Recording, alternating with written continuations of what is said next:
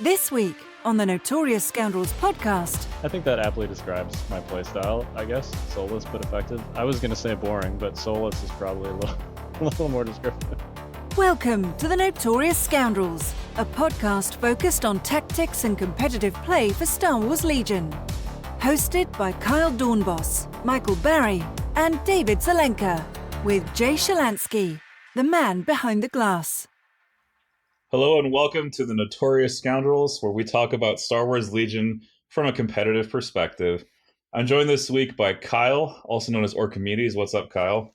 How you doing?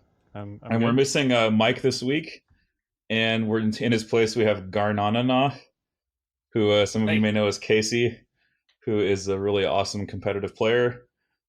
We have a veritable rogues gallery for you of competitive players.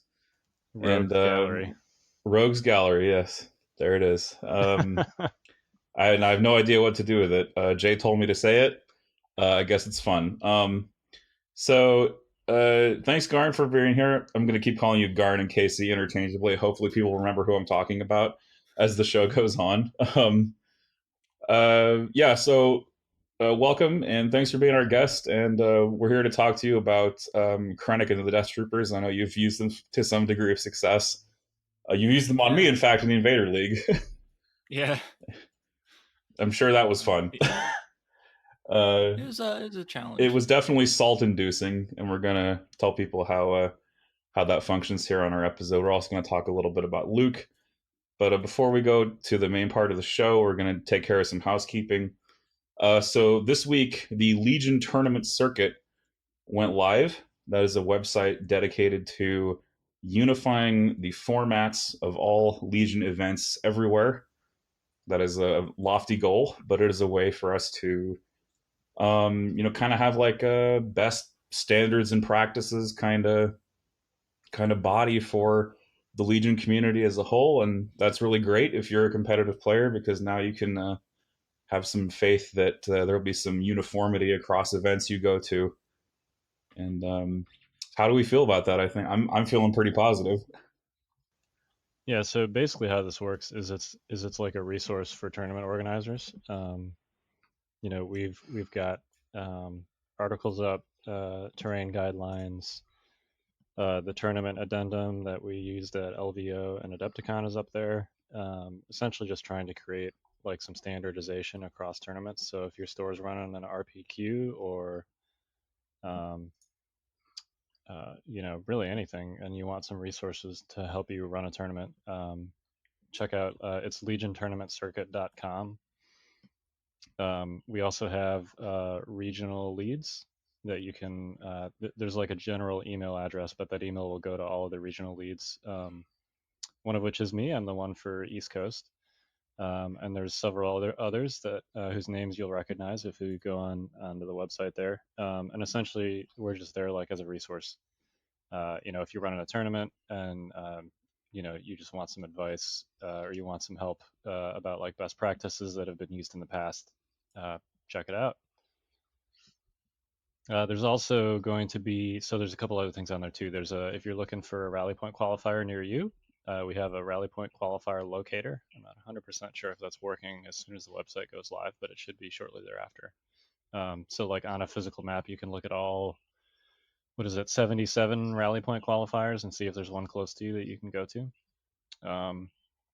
We also have, it's definitely a work in progress on the site, but we're trying to put together just some info on like local Legion communities. So you can, if you're a player and you're just looking for a local community to play, you can check that out too. I'm going to break in there and say that my local Legion communities events are up there. They're all listed on the page. And so if you live in the San Francisco Bay Area, you can find your events very easily. And this website was released just in time because we have a Rally Point qualifier coming up on the 4th of May, which is later I think it's this weekend. Oh my gosh, it's that soon. So we're looking forward to that, and I for one have already passed along the Legion Tournament Circuit website to the organizers of that RPQ, and they received it with a measure of gratitude, and I am grateful for their interest and support of the idea behind this Legion Tournament Circuit thing going on. So it is sweet that such a resource exists. Casey, do you have any rally points coming up near you? I know that you're looking forward to a few. Yeah, I actually have. I live like in an awesome area. There's actually several near me. It's just unfortunate. It seems like they did a thing where every other weekend. So I work every other weekend, and the rally points land on the weekends I work. So uh, I'm gonna try and figure one. I think I have one in July. I'm gonna take off work for and get to, and then I'm gonna go challenge Starscream over in Ohio at his home store for one.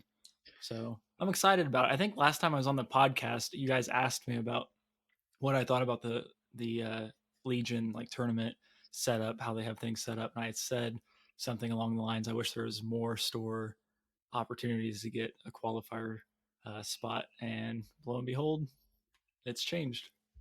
Yep, now there's 77 of them, including international ones. So I know a big complaint from our international folks this year with the first, the way that the first OP season was done for Legion is that it's not really Worlds.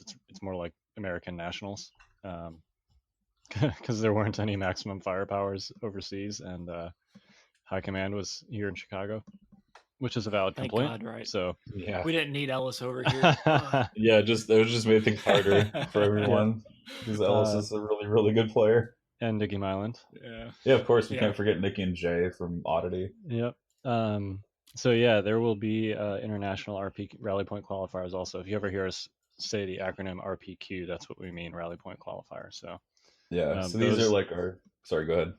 Yeah, so those all feed into what they're now calling Worlds next year, which is entirely at Adepticon, and it's going to be 2 days and probably in excess of 100 people because there's 70 plus rally points, and then they have things that they're calling nationals and continentals, which are convention tournaments. So like Nova Open, for example, is a national, and each of those will give away more than one spot.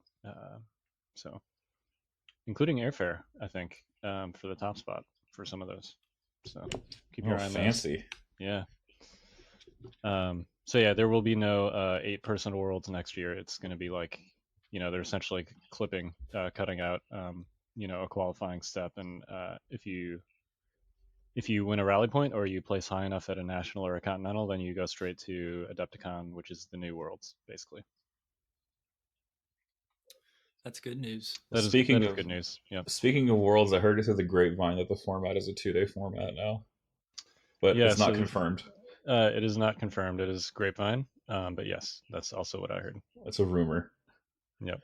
So that's pretty exciting because that means probably round robin or something like that.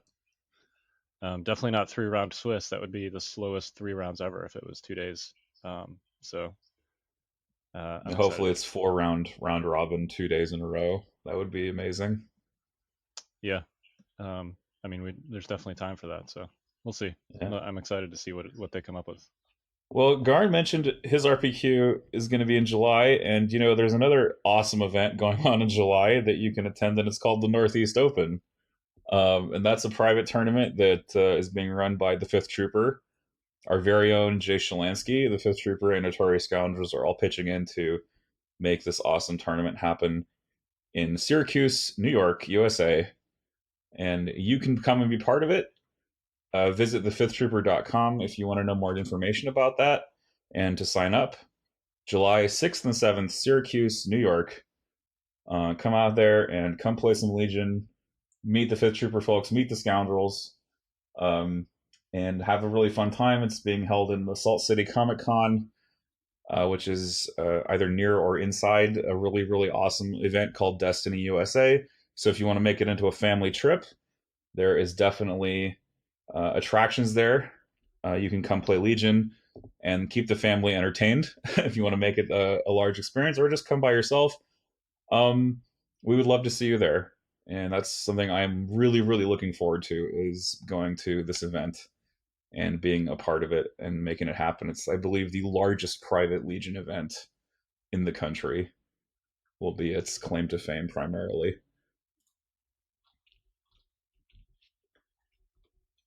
Any thoughts, Crickets? Come on. Sorry, no, I'm super excited. I was over here looking through the qualifiers. Yeah, you guys sound super, excited. Thank you. Thanks for that. All right, so I'm so sorry. I'm excited. There's this handy mute button in Zencaster which cuts down on background noise and also prevents you from being heard when you're talking and you think that you're not muted. So I was sitting here thinking about the all the qualifiers, just how that opens up the door. So I was thinking about the competition level at Adepticon this year, and like how many people couldn't make it because they just couldn't make like that one trip in the year. But like if they get more involved and get a qualifier spot through a store championship or something, and they make that trip, I don't know. I think it's really great for the game. I was just looking through all these qualifiers again, and I was like, wow, there's so many. Yeah, it's going to be awesome. It just makes things a lot more open, right? Yeah. Right. I'm putting all my eggs in the Nova Open basket because I probably won't be able to make my local. So. Yeah, I'm kind of lucky. I have a couple near me that I can go to. One this weekend, and there's another one 2 weeks from then, which I'm the most excited about because that's my home store. Outflame Games in Fairfield, so we'll be heading up there, and we'll be getting it done. Wait, doesn't Kingsley play there? He plays near me. He's in the area, so he'll probably. So like if he shows up, like, are you just gonna tuck tail and? Oh heck no! You've beat Kingsley before. Actually, over the board, I have a winning record against Kingsley, but that's because he's usually playing screw around lists. So it's because he's playing like experimental stuff like Luke FD, no Leia, and then like rest, art rotaries. Like he had a really fun looking list one day, and then like I think I only beat him because I was playing something slightly more standard, and then I got lucky. So I mean, I can say, yeah, I have a winning record over the board, but that doesn't mean anything. Like, let's be real. He's just using you as a tester. Yeah, I mean, he knows I'm somewhat semi-competent, and he can get decent feedback on his experiments. We love you, Kingsley.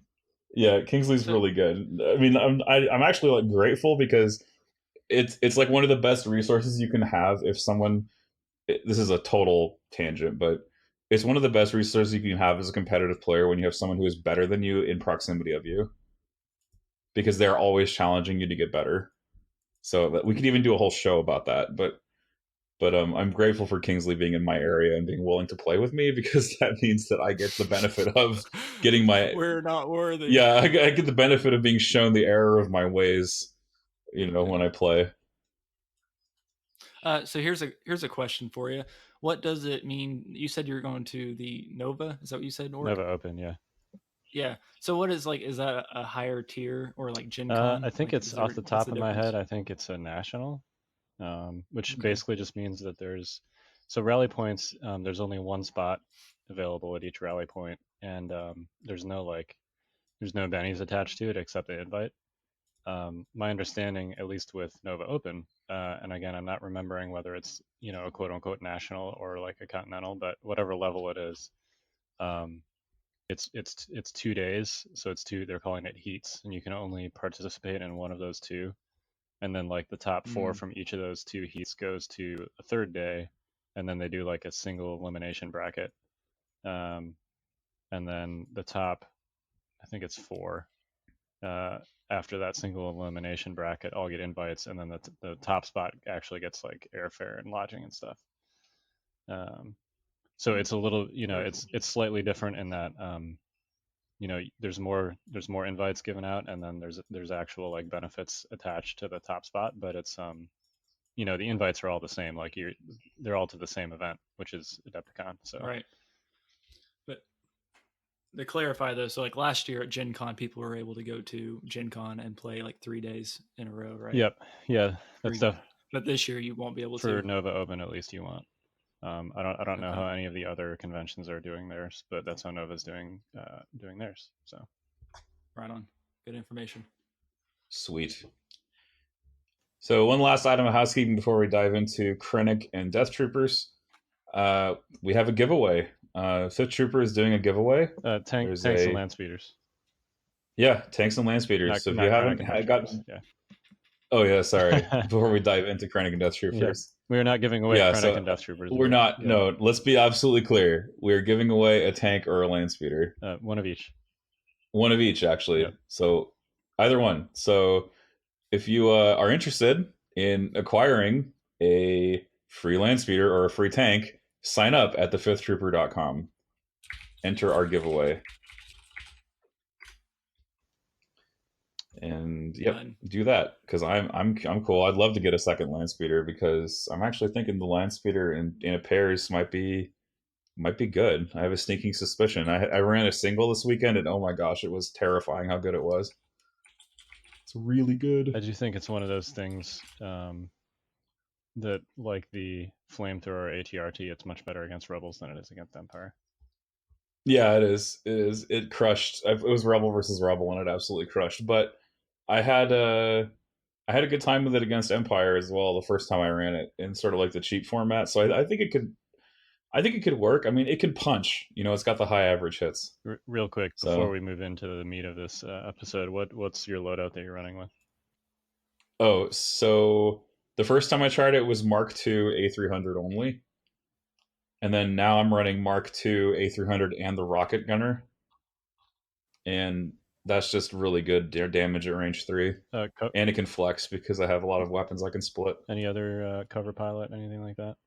No, I have cover pilot and an uplink usually. I use the uplink now, but I don't know if I want to keep it. I like having the ability to uplink off some high pip card if I need to manage large areas of the board or just hold it back and get more control. I don't think the uplink is totally necessary, but I think it makes it a lot stronger than it otherwise would be if you're lacking activation control in other departments, especially if you have Han or some other commander that really has a timing sensitive 1-pip. I think the uplink is really good for the airspeeder. Or sorry, land speeder. Goodness gracious, I almost called it an airspeeder. Blasphemy. Blasphemy. Don't ever run the airspeeder. Terrible. It's so pretty though. Anyway, yeah, so come get a free tank or a land speeder. Visit thefifthtrooper.com and sign up for the giveaway. All right. Cool. Well, cool. So let's dive into our first segment. And thank you, Casey, for coming on the show to talk to us about Krennic and Deathtroopers. Yes, thanks for having me.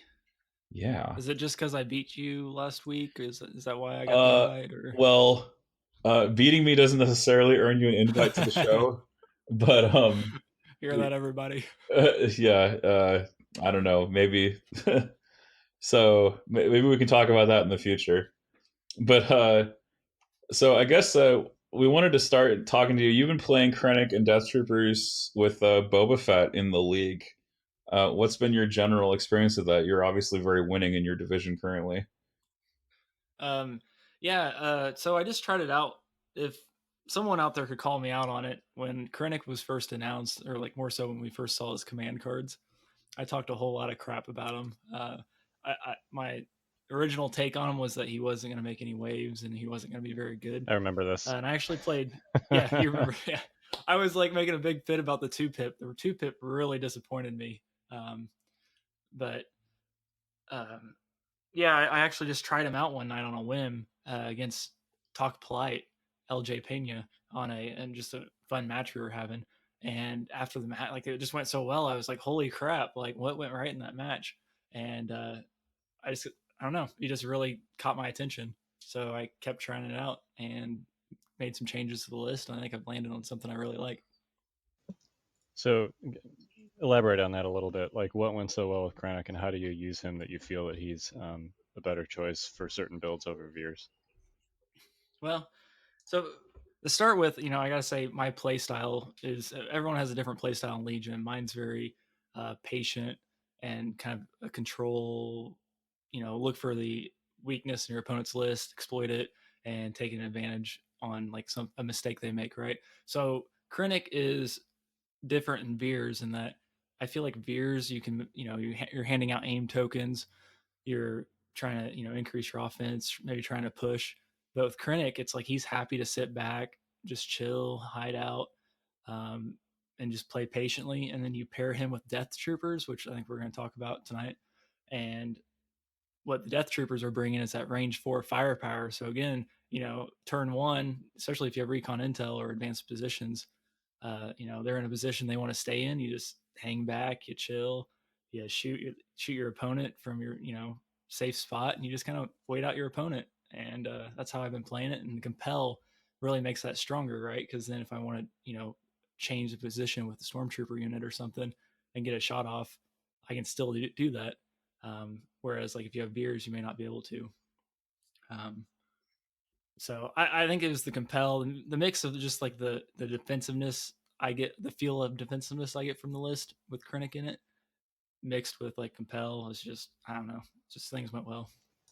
So, it's interesting. You bring up Compel, right? So Compel is really awesome, but there's this issue where it's a passive ability. So, like in the meantime, what do you do with Krennic's other actions?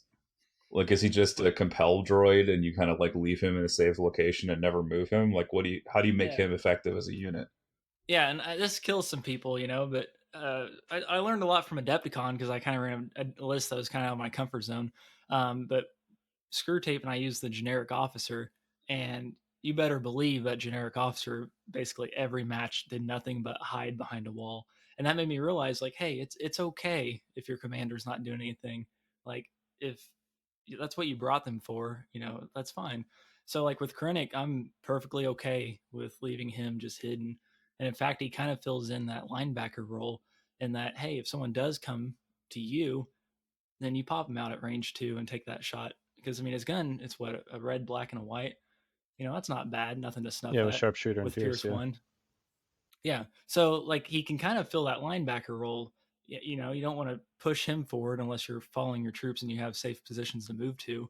But he's happy to sit there in a safe spot and just kind of like wait till the end of the game to make his move for the objectives or, try to put some damage out.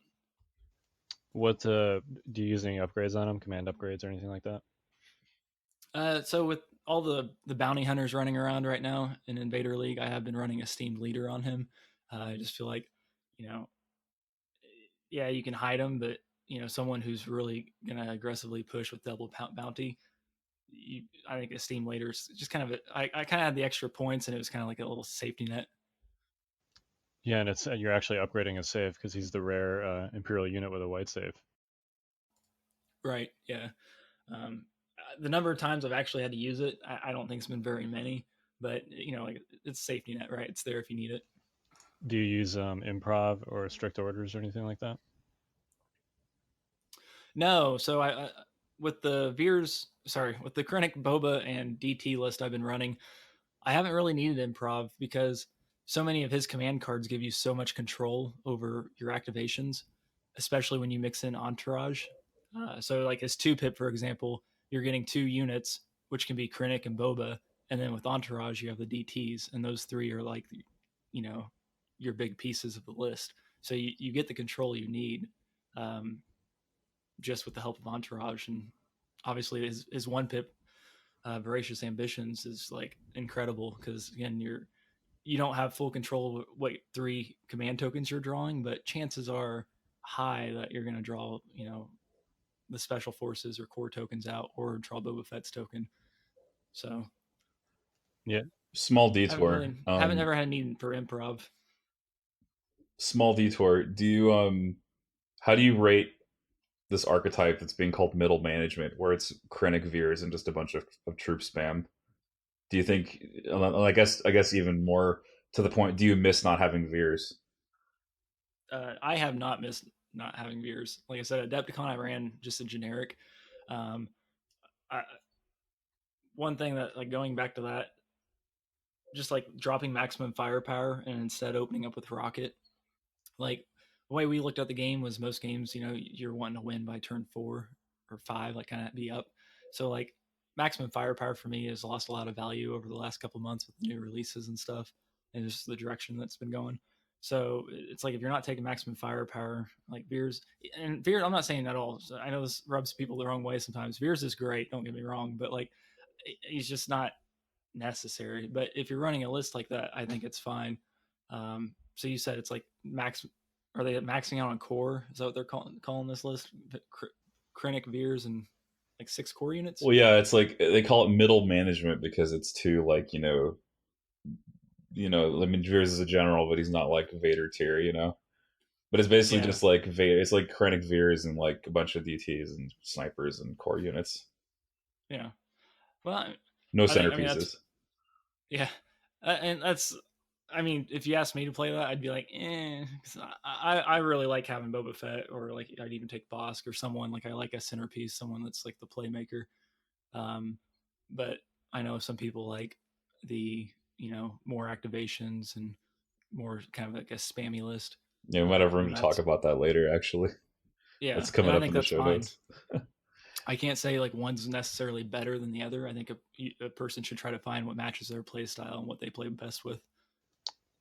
When and why do you generally play like specific command cards for Krennic, and then if you're running him with Boba, when do you play Bobas also? So as I kind of just mentioned, I think Rocket turn 1 is a really good opening because it gets a 3 pip out of your hand, and it helps you. You can keep Boba back, hopefully out of range of everything until the end of the turn. So then you're looking to possibly last first Boba, and so in round 2, activate him first and then pull him back again. You could do something like that. Uh, the Krennic's 1 pip, I think, is pretty sweet. You basically call it a 0.5 pip, right? Like Han Solo's beats it, but it beats any other 1 pip.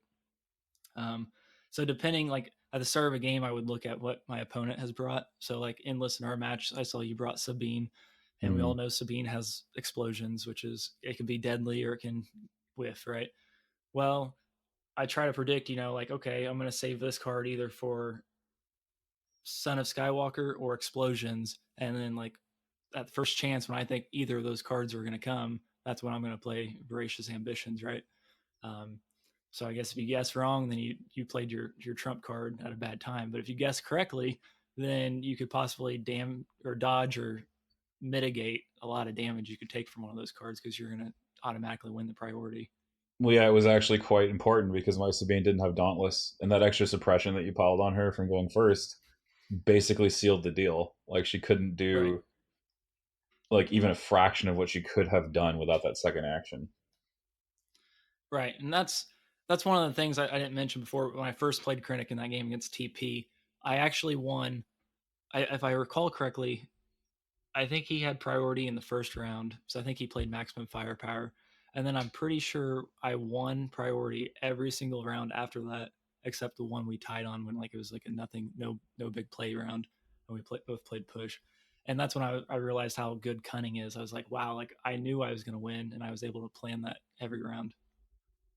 So if there's any euchre players out there, it kind of felt like euchre, right? Like it got to the point where I was like, okay, I know he has this only one pip left. I have a 1 pip that's going to beat his 1 pip. So like I have the trump card here. So And you any uses for deploy the garrison that you found to be stellar? if you so happen to find your Boba Fett behind a wall and you deploy the garrison, give him that standby token because he might get to use it. But for the most part, for me, the deploy the garrison has been just order activation control, like it's a better push. And then you pair it with the death troopers. You can give them a free aim token, which is really important if you're using them as a range 4 firepower. Being that you're getting that free aim token, then you can recover, and then you can shoot.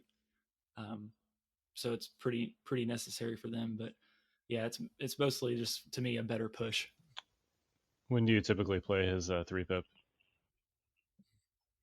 So his 3 pip, I have a dream with it. And again, that's another going back to why he first impressed me so much. If you set it up correctly, the dream, this is like the Master of Evil dream, right? But I think this one's way more obtainable. If you set it up, you could potentially on round 5 go plan it so that you can play the 3 pip. If they've used up all their higher pip cards and all they have left is maybe a 3 pip, you might win priority. That'd be perfect for this. If you don't, hopefully you still have it planned out where it can work. But if you open up with Boba Fett and like say their commander has only 1 or 2 health and your Boba Fett as Hunter, and they're like Veers or something, you could probably reliably kill their commander, right? And if you've played your 3 pip Annihilation Looms, their entire army, because you don't replace your commander until the end of the round, you've set it up now to where every core unit could possibly panic. And that's kind of like that dream scenario. It's not always going to happen, but I still prefer to save it until round 5 or 6, just because I think 2 suppression's better than 1. And I mean, the playing it on round 1, if it's like recover supplies, yeah, that might be better then. I mean, there's always going to be a different time for it, but in my experiences so far, I should say I've saved it till rounds 5 or 6. Would you agree with the idea that then you're not trying to like forcibly leverage compel by throwing annihilation turn 1? Right. Yeah, and that's the thing, right? That's why I mean, obviously it gets better 5 and 6 because suppression's going to hurt them more than it does you. Even though there might be fewer units you affect, so the total tokens right you generate, right. but they're going to be some quality tokens. Yep. But yeah, so that's a tough question because it really depends on the game setup and what's going on. You know what I mean? Like, it's going to be different every match, but either is good, either is viable. Just have a plan for it. It's the best I can say.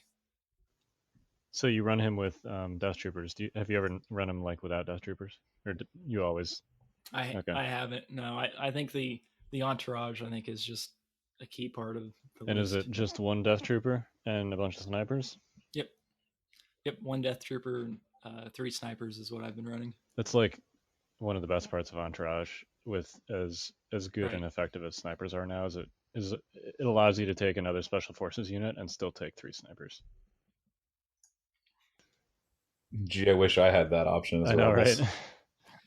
I know, we'd take Wookiees in a heartbeat if we could do that. Yep, but you gotta drop down to 2 snipers. I see 3. I see 3 commanders in your future. What's that?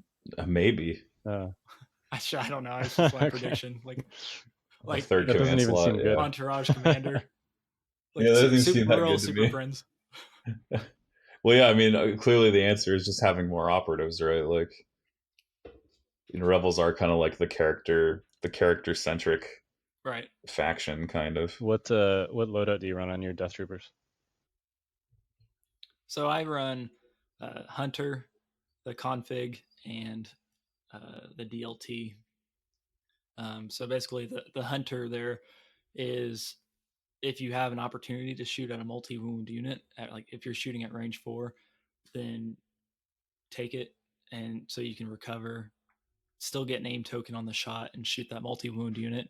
If you're like shooting at range 3 or whatever, then you can shoot anything, right? Because you don't have to use that recover action. But basically, Hunter is just guaranteeing or helping you, make sure you have the aim token, because they really need that aim token to hit their potential and use that precise 2 keyword.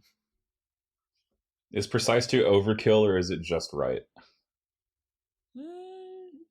Most of the time, in my experience, it's been just right.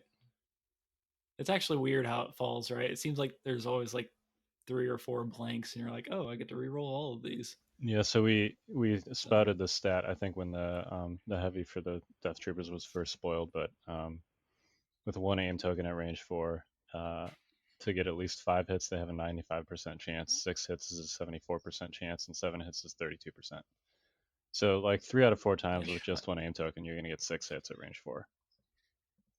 Yep, and that's how it's felt to me. So they really pushed the damage through. Didn't I joke recently that Death Troopers generate enough hits to make dodge effective? I think that was something I said the other day. I don't remember if I said it here or elsewhere, but just the number of hits that they generate means your dodges are actually going to work now. Yeah, although when you get shot, a Rebel Trooper unit that gets hit with 7 hits and they have a dodge token and heavy cover, they're still probably taking like 4 casualties. Yeah, like 3 if you roll absolutely average. But at least your unit leader's but probably you have still to roll average. Maybe a Z6 if you have an extra man. Maybe. But do need to give before you guys start taking all this is my word too. The very first person to test this, as you guys know, Screwtape and I worked on lists together, and just so you know, this list has had the minds of Screwtape and I touching it as well. So like he was kind of running something like this first, and we both caught on to it pretty quick that the Krennic DTs were going to be better than expected. Yeah, they've been super popular, like overall in Invader League. Unfortunately, Jin and Pathfinder's nowhere to be seen, but hey, I played Jin last week. I had a really good time. She was, yeah. You had a good time. That about sums her Yeah. up. Yeah. Did win. Yeah, Did win, everything though. else I don't is know. everything else is bleak. I don't know. Yeah. We could go down. We don't want to go down that whole rabbit hole. But Yeah. Yeah. Let's abort. hey, we still got Luke. So Yeah. We should abort, or sorry, we should dive into a little for sorry, gosh, let me start over. We should focus a little bit more on the DTs and their interaction with medics among other units in the list. Because that's been like the new spice lately, is people are catching on to just how good the medic is and how much value it generates. Now you're running one currently or two medics. I've been running. Oh, geez, 2, I believe. Yeah, 2. yeah. So I think I changed. you use them both for snipers and for the DTs, right? Yeah. It just depends on the match and what's going on in it. Because it's a funny thing, right? Everybody's prediction of the Death Troopers originally was that snipers are going to destroy them, right? Well, it's weird, right? Because my last 3 matches with DTs, they've not been shot at by snipers once, and that's just control, right? Like you want to avoid snipers, deploy your DTs last, put them in a spot where they can't be seen by like all 3, 2, or however many of the snipers your opponent brings, and you have 3 snipers, and you have to be pressuring their snipers, right? Yeah, and then with the medics, it's a huge deterrent to shoot your DTs because you're like, well, I'm gonna spend a lot of effort pushing this wound through, and then he's just gonna bring it back. Yeah, and so something again, Screwtape says all the time: shoot first with the DTs in a round, like activate them first, and then your opponent has the bad choice of do they want to shoot the already activated unit, and if they do, they have to put at least 3 damage through on them in the round to even keep that damage through till the next round. And when you're talking about a red surging defense die, and hopefully they're in heavy cover, like that's no easy feat. Yeah, one of the bennies of having range 4 is usually you can find a good heavy cover spot where you can cover the area that you want to cover. Yep. They're actually one of the few units like I would consider, like I think putting them on high ground's okay. Like, a lot of times the stormtroopers, I feel like it's a trap to be like on a rooftop or something, because then you're going to lose so much action economy getting them down when you need to, like to get the objectives or whatever. But with DTs, like if they're up there, they're just kind of I've actually started calling DTs are like my anchor unit, right? Like I don't know, have we had an anchor unit before? Yeah, I usually call them like focus units, but similar concept. Yeah, like the unit that's like where they stand, that's yours, and like they're not moving, and you own that. So another thing along the lines with medics, I've tried to figure out like, I think the answer I've come to. So like, why are medics so much better for DTs than stormtroopers? And I think it comes down to that dice pool, right? So like stormtroopers, even if you keep bringing those white dice back, it's still like it's an okay attack, right? But when it comes to pushing damage through heavy cover, what do you want?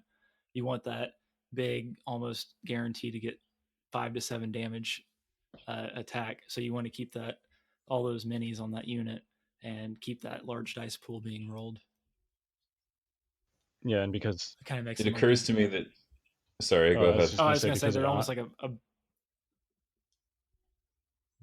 All right, Casey. Somebody raise their hand. Okay. Traffic jam. Right, Casey first. Okay, I was gonna say I've started calling them like a budget ATST, right? Because like they're potentially rolling the same damage at range 4 as like the ATST, except like assuming you keep their all their minis in the model, right? That's the difference. You buy an armor unit to like, oh, I took 7 damage and I'm still rolling the same damage or same amount of dice. But like if you keep your DTs up to max efficiency, like they're budget ATSTs. Yeah, I was just going to add, as far as medic efficiency is concerned, because of entourage and also because of their courage too and disciplined, you're also going to almost always get to use them when you want to, and they're going to be able to get 2 actions. So it's an extremely efficient and powerful activation. So when you're bringing those guys back, it's much more effective than just bringing back like a stormtrooper. So you talk about deploying them last just to hide them from your opponent snipers. Do you have any other kind of rules of thumb with their deployment that you employ? Yeah, just make sure they're pretty far away. I mean, obviously, but I mean, you're trying to take advantage of that range 4, right? So just like if it's like battle lines, don't put them right up on the line. Sometimes like I'll leave them back just a little bit. Or if I've ran them with recon intel, and in that case, look for a place where you can move them forward out of line of sight, and then turn 1, probably activate them last. So like possibly last first. Yeah, and measuring with them is also super important, just as far as like if you have a rebel opponent. We talk a lot about measurements and how speed to move is just ever so slightly less than range 1, which means like a rebel trooper's threat range, if they're not suppressed, is just slightly shy of range 4, right? Because their Z6 is range 3, and then that speed 2 move is just a little bit less than range 1. So if you're measuring properly, and you're trying to get a shot on like a rebel trooper squad with your death troopers, use that movement tool and lay it flat on the table and bump it right up next to your unit leader, and then just have them touch it, and make sure you're clear also with your opponent. Like my intention is to get this exactly range 4 away from your rebel troopers, so if they move next turn, they won't be able to shoot me with the Z6, and that should be accurate. So, Yep.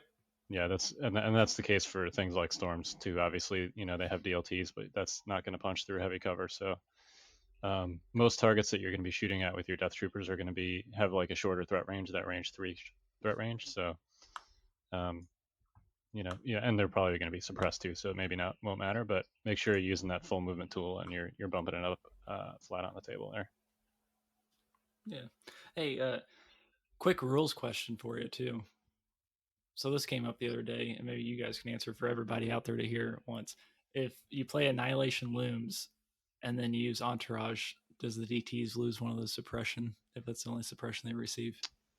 Yes, because the issuing of the order happens after the card text. Okay. Yeah, I would say yes to that as well. Awesome. Everybody hear that?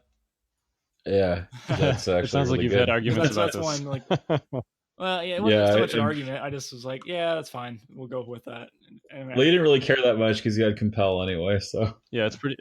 It's not like they were going to lose the move action anyway. Right. But if you're not wanting to move and say it's 2 suppression. Yeah. If you lose an aim, that sucks. I just know somewhere out there in the world it's coming up in games. So. Yeah, for sure. Oh, it's yeah. So just on command card timing, you'll notice some command cards like My Allies, the Force, or No Time for Sorrows say when a unit is issued an order, then the effect happens. Whereas Annihilation Looms just says this effect happens. So if there's no timing articulated on the card, then it happens immediately, and the card text precedes the issuing of orders. So it's pretty clear in that case that DTs get to pick up that suppression when they get an order issued from Disciplined. So. All right, let's forge ahead here. So securing the knowledge that Boba Fett has a whipcord and DTs hurt real bad at range 4. Is there any hope for the rebellion? Well, that hope has always been vested in Luke Skywalker. Yeah, that's true. Both in the movies. I guess we can kind of plug these 2 segments together, like because we want to know like what rebels can do against DTs, but we also know that Luke is definitely a large component of that. So tell us your experience against rebels. You just shoot them down like the dogs they are. Yeah, I mean, or that's what it's been lately, right? I don't know. I really don't. So like, I think that range really trips people up. Like I think it'll be terrain dependent, like everything, but maybe if like the map allows, I think you need to get into that range before you start trading fire. Like if you sit back and you let the DTs get that first shot on one of your units at range 4, that unit's out until they get that suppression cleared off and they get in there, right? So I think maybe looking at like a turn 1, something like double move everything into line of sight block and break that range 3 area to the DTs and the rest of the army. But again, if they have snow troopers, it gets complicated, right? But if it's a list like mine, I mean, I don't know. It's tough, right? But staying at that range, I think it's a losing game for the rebels. Because I think you're going to get shot to pieces and suppressed and not be able to get in there and contest objectives. Yeah, I mean, if they're putting their death troopers, if they kind of bury them in the back and then only move them into range as far as possible, the Z6 can't reach. and only your snipers can reach, but then your snipers have to contend with medics healing the wounds back. So there's like a zone where the DTs are actually pretty darn safe to just blow people away. Yeah. So I guess the answer might be speed. Like, what do you think, Orc? Well, I mean, so one thing is, Death Troopers in particular have highlighted for me how important it is to have quote unquote balanced terrain. Before on a board that was just a little bit too open, you kind of noticed the range difference, the range strength difference, if you will, between Rebels and Imperials with DLTs and stuff like that. But now with Death Troopers on the table, it just amplifies that Empire strength versus Rebel weakness with respect to ranged weapons, and more specifically ranged 4 weapons, even further. So I think, like, definitely if you're having a lot of trouble locally with Death Troopers and you're a Rebel player, the first thing you should do is like just look at your terrain and assess whether or not you're actually using a quote unquote fair board, because you do need some decent sized line of sight blockers on there, and you need several of them. And they should be, like, not all in one spot on the table. Yeah. So, like I don't want to get into a soapbox about the Invader League maps, especially because I'm playing Empire this season. But don't do it. No. There are several of them that have extremely open centers. Even though there's like heavy cover accessible in those center areas, it's there's not a lot of line of sight blockers. So anytime Rebels are forced to fight over large open areas like that, even with heavy cover, obviously we established Death Troopers don't have a lot of trouble punching through that. So you just got to assess your terrain as step one. But step two, yeah, I agree with Casey. Just look for those big line of sight blockers. Try and close the gap while you're behind them, so that you can actually engage the Death Troopers at range 3. Because Z6s are extremely good weapons. They're great at punching hits through cover. It's a very efficient dice pool for what you pay for it. It's just a matter of getting to that range 3. So make sure in your deployment that you're not deploying in an open area where you can get hit by those DTs on turn 1. And then use that first turn to just essentially position, so that you can start trading fire in a more efficient way on turn 2. I will also say I think that Rebels need to start cutting major offensive. Arguably, Long March is also bad, but Long March usually, just like the way people put line of sight blockers on the table, Long March usually allows you to use more line of sight blockers. For whatever reason, major offensive, I feel like on the way most maps are laid out, it has you going diagonally, and the fire lanes on most maps diagonally are extremely long, in my experience. I don't know if you guys agree with this or not. No, I'm seeing it. You're right, because of the whole, triangle thing. Yeah, so I never really thought about it, but yeah. Like, I know it's weird, and I got this from watching your guys' game, and then I also had a game against the only Rebel in my group on major offensive. And I was like, man, these fire lanes are amazing with major offensive as a setup. And maybe it was just the map. I think in both situations it was Kessel, that Invader League map. But generally speaking, it seems weird to cut major offensive because that's historically like the least objectionable deployment. Right. But honestly, I think with Death Troopers in the mix, Rebels should be cutting that, especially because it's pretty tempting to put guys in that pipe stem in like that short little area that's closer to the center. Yeah, in the but panhandle. if you're putting them in the panhandle, they're just going to get crushed by Death Troopers. So, and then if you're putting them in the fat part, then you're starting even farther away from your opponent, and you don't have the top half like you would with Long March. So, I think Rebels should be cutting major offensive. Something to consider. Yeah. That is a pretty bold claim there, Orc. Yeah, I know, but I don't know. As you said, it is the most. I mean, I agree with you. Thinking back, I was sitting here thinking through some of the maps in my head, and I was like, yeah, those are, angles tend to be the longer fire lanes. But like you said, it is the most popular and most common deployment. And you might be right. So it's just like asking people to like get rid of peanut butter from their diet. you know? Yeah, I guess or I something mean, look like at the other strengths that. of your list too. Yeah. Obviously, like if you're for some reason just running one commander as rebels, then you probably want to still cut disarray. But Yeah. take a look at your list, and if you're in a situation where cutting major offensive makes sense over some of those other options, like historically, I just cut battle lines. But I think I'm actually now, I think I now want to keep battle lines, at least with my Luke Leia list. So do you think taking a bid is something Rebels should be doing more so to try to get that better like setup? I think I mean, the short answer is I think yes, you don't need a huge one. Like 4, maybe 5 points is probably enough, especially against Empire players tend to run higher bid or lower bids. Um, higher points like 798, 799, 800 in that territory for Empire lists, in my Yeah, experience. five might be too much, but 4 is definitely 4 will get you a blue good one. player, almost every time probably against an Empire player. So, yeah, I think you need to be running, a bit of 3 or 4 as rebels. I think that definitely helps to sort of stack the deck, so to speak, in advance. I also think even if you have snipers, it's worth considering not cutting limited viz as a rebel player. Um, think about cutting a different condition. Because, Yeah. like your snipers don't want limited viz, obviously, but if you're up against an Empire list that also has 3 snipers and they have medics and death troopers, you've got a relative advantage at range, 3 or less, and you need to be able to get there. So that's another thing. You want to talk briefly about Death Troopers in the mirror? Yeah, so The Casey, like, mirror sucks. go on. It's Go on. it's a slog fest, right? Like you're sitting there and like so. Thankfully, I played Nathan was it Wiles Chrismere the other night in Invader League, and he was running.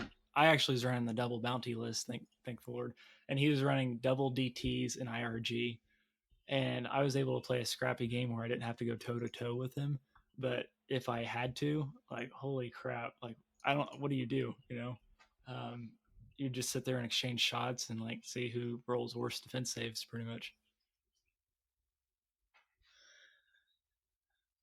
But I don't. Orc, how's your experience has been this season? So it's funny you say that. I've faced 3 Empire players and none of them ran Death Troopers. Oh wow. What? Now that said, I have been running Bosk, who is himself pretty good against Death Troopers because he's got range 4 and Pierce. Mm-hmm. So I suspect that I would be at least slightly advantaged in that situation. But again, of the 3 Empire players in my group, none of them ran Death Troopers. So, yeah, I can't speak to that directly. At least as far from me, the games where I've played Empire is very short. So, Yeah, as always, it's not as scary, right? Like if the DTs catch your storms in the open, yeah, you might be rolling 6 or 7 red defense die, but your unit's most likely not going to get wiped off the board completely. It's going to hurt, but you have always just normal Empire things, right? You have a little bit more. I don't know what's the word for it. A little bit more give on that end, because the Death Troopers don't have Pierce. Like you can tank their shots a lot easier with Empire, so it becomes much more the attrition game sets in there as it always does. Yeah, you're basically helping you win more coin flips at that point Right. because all of your saves are 50-50 across the board except for the other DTs. Yep. And Oh, man. you mentioned Bosk, and you might not want to go down this rabbit hole, but what do you think about like the idea that Bosk will replace DTs when he comes out because he's about the same points, range 4? I don't know that he is a straight up replacement for Death Troopers. I'm actually mulling a list with Krennic, Bosk, and Death Troopers in it. And you can still get that up to 11 activations. So I don't think that he's a straight up replacement. I do think that he fills a similar role in that, he's got good range 4 firepower. He's got a suppressive weapon. And he's reason, like you generally don't want to shoot at him with things like snipers because he's got regenerate, so it's not going to be cost effective to do that. Sort of like Death Troopers, you need a very high burst damage shot to do any meaningful damage to them, and it's the same with Bosk. He's roughly the same cost when you run him with the upgrades that you want to be running him with. I think he's a slightly different tool, but a very similar one. The thing that the Death Troopers have over Bosk is when you're running them with Krennic, obviously Entourage is great, especially in that Voracious Ambition turn. But like you said, you're running him with Bubba, who's also an operative token, obviously. You get 3 tokens from the pool, so there's a good chance you're still going to be able to put Bosk down on the table when you want to. Yeah, I don't think he's a straight up replacement. That's definitely an interesting conversation. Yeah, and the dice pools are different, right? They serve different purposes. Whereas like Bosk, in my experiences, he's rolling like 1 to 3 damage, like 1 to 3 crits.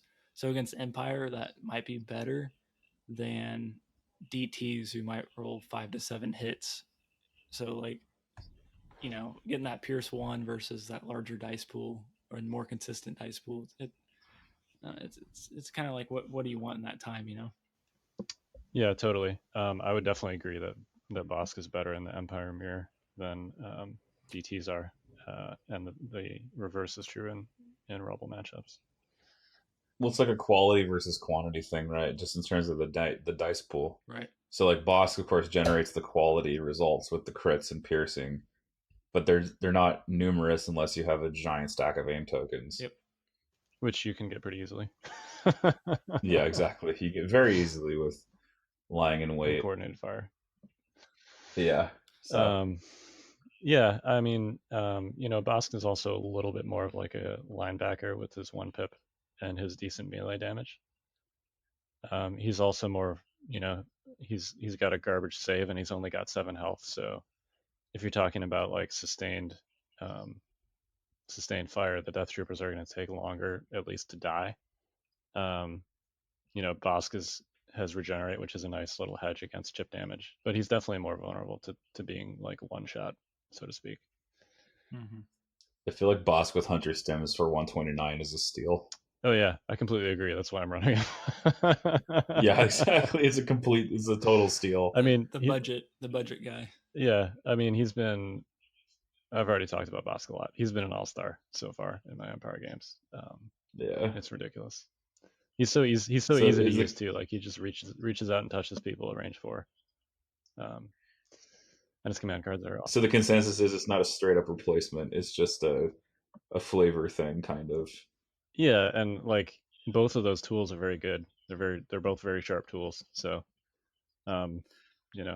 it's a it's a good problem to have, I guess. Yeah, I think their comparisons begins and ends with range 4, right? Like, so yeah, they both shoot at range 4, but that's it. Yeah, and suppressive. Yeah, suppressive. Yeah, the downside, at least for Death Troopers, is they need to recover their range 4 weapon, whereas Bosk doesn't.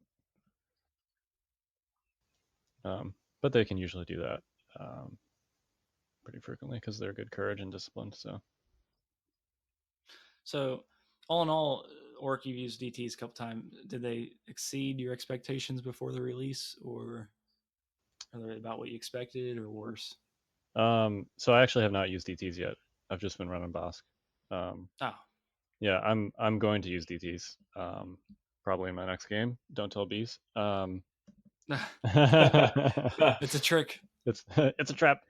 But no, I actually have not run DTs yet. I've been trying to focus on the quote unquote Empire basics, which is Veers and Stormtroopers and Snipers, and then I threw Bosk in there because I feel like he's really easy to use and efficient. So, yeah, my Empire lists have been really boring so far. My Invader League group called me the Blob Master. Soulless but efficient. Yeah, so we have there's also like a Facebook chat with some random guys in it. And somebody asked me like, if you were to run a Rebel list tomorrow, what would you run? And I said, well, basically it would be Luke, Leia, 6 core, which would be Z6s primarily, 3 snipers and a couple medics. And there was like this pause, and the guy's like, that's soulless but effective. So yeah, I think that aptly describes my playstyle, I guess. Soulless but effective. I was gonna say boring, but soulless is probably a little more descriptive. Yeah. That takes it right back to the beginning of the show, right? Where you were asking about Veers and stuff, and like I said, there's nothing wrong still with like a Veers 6-core list. Like it's perfectly viable. I've been enjoying my free aim tokens, so. Yeah, there's like a demand that when you win, you must win with style, and that is not a concern. Really, not a real concern. More stormtroopers. Yep. I even in one of my lists, I even took the extra stormtroopers. Like the personnel upgrade. Wow. I'm like, I got these extra points. What do I do? More stormtroopers. More stormtroopers. Just more wounds for my DLTs. Yeah, exactly. So I do want to actually. So I have some physical Empire models now. I'm not converting to Empire probably. It's just to dabble in the dark side. That's what they all say. Yeah. But I did want to give a shout out to Jeremy Mills and then James Steele, who I got most of my Empire models from. So, yeah, thanks, guys. Now I got to start painting them. Yeah, it's you're gonna a lot of fun. The joy of painting white. No, actually, I don't mind that at all because I have an airbrush. So, so you're just like, here I go. It's gonna be. I'm literally gonna paint all 60 of my dudes at once. See, I don't think Sarasto does airbrush tutorials, does he? No, I mean they're not gonna look like his. Yeah. Today with Sarastro, we're gonna see a million ways to paint a stormtrooper white. Yeah. Yeah. So you have to win with style, and your models have to look like the bee's knees. Yeah. Otherwise, we don't respect you. I don't know. Yeah, no, they'll look good eventually. I mean, actually, I don't want to get down a painting rabbit hole either, but like an airbrush, once you become more confident with it, you can do a lot of actual painting with an airbrush, not just like priming. So like my Pathfinders, I think I posted them in one of the Discord channels, but I painted those guys with an airbrush, like all the cloth. And it looks like better than the cloth that I painted by hand. So, yeah, shout out to airbrushes generally. Okay. All right. Yeah, this is not a painting podcast, but I could talk about airbrushing forever. Hey, that's a long way the of saying 3D printer rabbit hole's right next door if you guys want to jump in that one too. Yeah, you can jump into that one too. Totally. Oh man. Oh, I've seen some stuff that's cool and some stuff that makes me shake my head. Maybe we can talk about that in a future episode. Yeah, all right. I mean, it's a hobby game. Everybody does what they want with their own models. Yeah, exactly. Well, nothing wrong with talking about hobby. Jeez.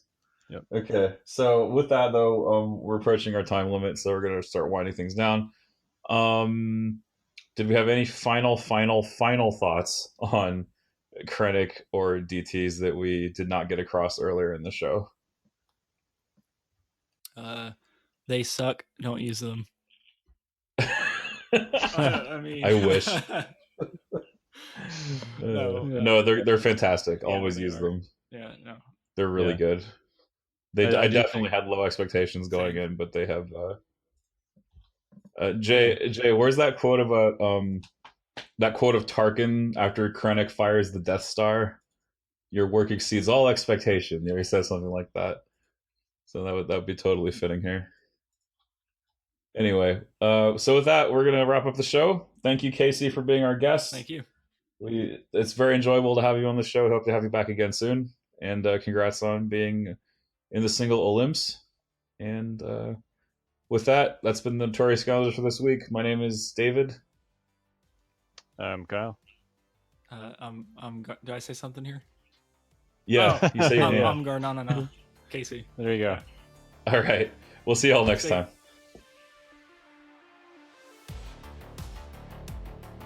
Join us next week for another episode of The Notorious Scoundrels. This has been a Fifth Trooper production.